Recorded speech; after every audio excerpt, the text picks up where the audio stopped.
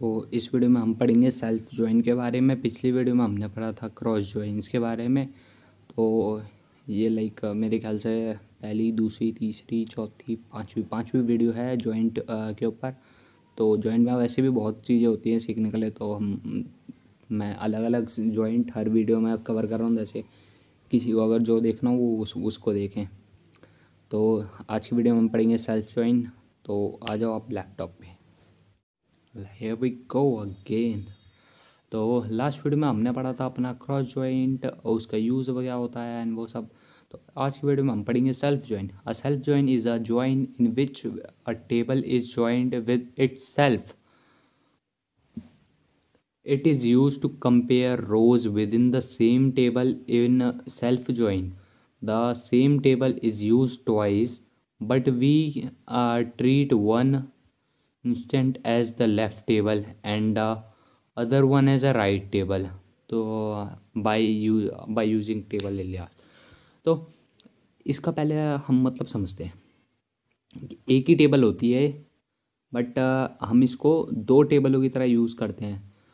Like right table और left table, same ही table को हम दो बार यूज़ करते हैं। जस्ट टू कंपेयर करने के लिए यूज़ होता है ये ज़्यादातर। जैसे इसमें लिखा है compare row with in the same tables.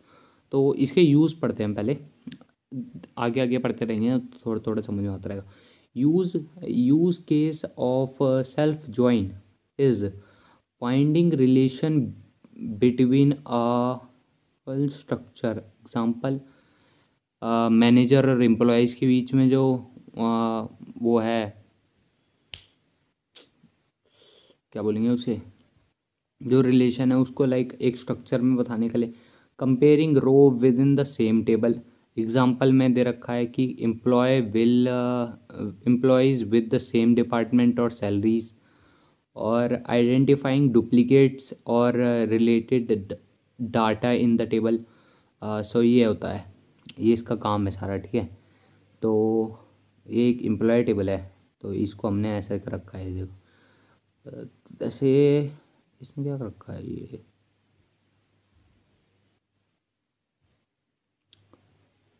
तो इसको देखो तुम, इसने क्या कर रखा है।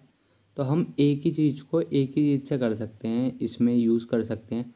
तो इसमें क्या रखा है, सेलेक्ट जॉइंट क्वेरी, और फिर सेल्फ जॉइंट क्वेरी से हमें फाइंड करना है, फाइंड एम्प्लॉय मैनेजर रिलेशन। ठीक है, इन दोनों का मैनेजर का रिलेशन ढूंढना है हमें, ठीक है। तो जो वन वाला आदमी है, जो ये वन है, ये हमारा इधर मैनेजर की आईडी भी वन है। तो ये जो आदमी है वन, तो वन कौन है, ये जॉन है, ठीक है। तो जॉन डीओ जो है वो है मैनेजर किसका, ये जाना स्मिथ का और एलएस ली का, ये इन दोनों का वो है, बॉस है।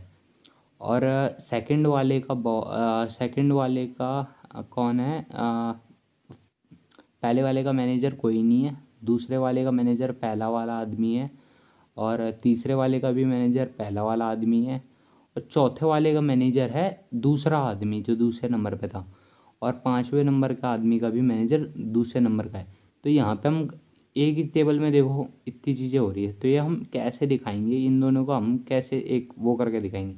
तो यहाँ पे हमने लिखा सेलेक्ट एम्प्लॉय, ई नेम लिखा, ई वन नेम मतलब एम्प्लॉय नेम एज एम्प्लॉय, और ई टू दे दिया हमने, ठीक है, ई to name as manager.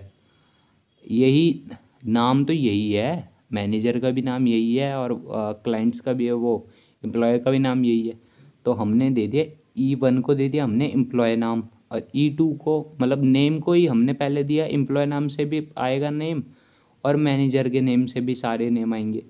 For employee E one left join लगाया एम्प्लॉय टू से, ई वन हमने एलियास दे दिया एम्प्लॉयज़ को, और लेफ्ट ज्वाइन लगाया एम्प्लॉयज़ पे ई टू, ये एलियास दे दिया दूसरा।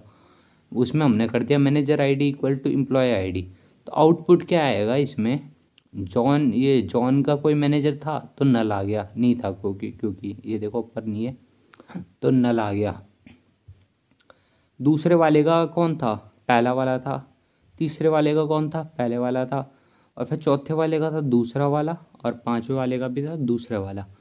तो एग्ज़ाम एक्सप्लेनेशन ये है इसकी, employee E1 represent employee insure of the table, employee E2 का रिप्रेजेंट करता है मैनेजर को ऑन, और हमने मैनेजर आईडी और एम्प्लॉय आईडी इक्वल कर दी, तो मैच कर दिया हमने मैनेजर आईडी को टू द एम्प्लॉय, तो यहाँ से उसके नाम आ जाएंगे फिर हमारे पास, और employee ID in the manager, तो अगर यहाँ पे भी उसकी आईडी आ रही थी तो उसने यहाँ पे से नाम ढूंढा, क्योंकि हमने ई नेम लिखा था, तो उसने नाम ढूंढा, एम्प्लॉय आईडी मैच करी, अगर जो सेम आ रही है जो यहाँ पे एम्प्लॉय आईडी है उसने यहाँ पे ढूंढी, और फिर उसने ढूंढा कि उसका नाम क्या है, तो उसने नाम यहाँ पे लिख दिया, फिर नाम यहाँ पे लिख दिया, और फिर ये जाना स्मिथ का नाम यहाँ पे लिख दिया, और नीचे भी जाना स्मिथ लिख दिया, तो ये टेबल बनकर आ गई हमारी। तो हम एक और एग्जांपल देखते हैं इसका। इसका है प्रोडक्ट है और कलर है, ठीक है। तो select all from product colour where product ID equals to colour PID। अब PID क्या है, प्रोडक्ट आईडी है, ठीक है। तो हमने करा, तो इसमें लगाया हमने PID, प्रोडक्ट आईडी लिख दिया हमने, प्रोडक्ट का नेम लिख दिया, कलर आईडी लिख दी और कलर नेम लिख दिया और PID लिख दी, तो ये उसने सारा जॉइंट करके दे दिया हमें, ठीक है। तो इसमें बस इतना ही था, छोटा सा टॉपिक था ये, सेल्फ जॉइन क्या होता है, तो कि अपने आप को अपने आप से ही जोड़ के दिखा देता है ये, तो बस इसमें इतना ही था। मिलते हैं हम नेक्स्ट